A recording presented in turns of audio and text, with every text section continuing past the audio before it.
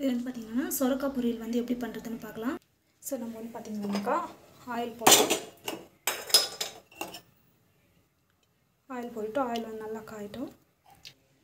So நம்ம வந்து பார்த்திங்கன்னாக்கா கடுகு போட்டு சீரகம் போட்டு கொஞ்சம் வந்து கடலைப்பருப்பு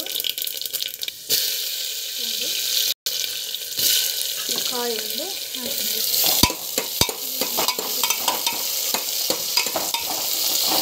ஆட் பண்ணலாம்.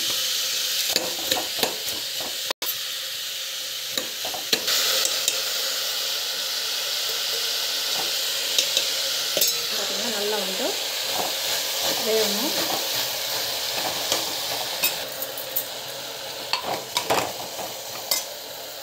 ஸோ இதில் வந்து பீட்ரூட் கூட ஆட் பண்ணிக்கிறோம். சூப்பராக இருக்கும் டேஸ்ட் இது. ஸோ நம்ம தண்ணி வந்து போடலாம். தண்ணி போட்டு இது வந்து பார்த்திங்கன்னா நல்லா வந்து ஒரு 4 to 5 விசில் வந்து விடணும்.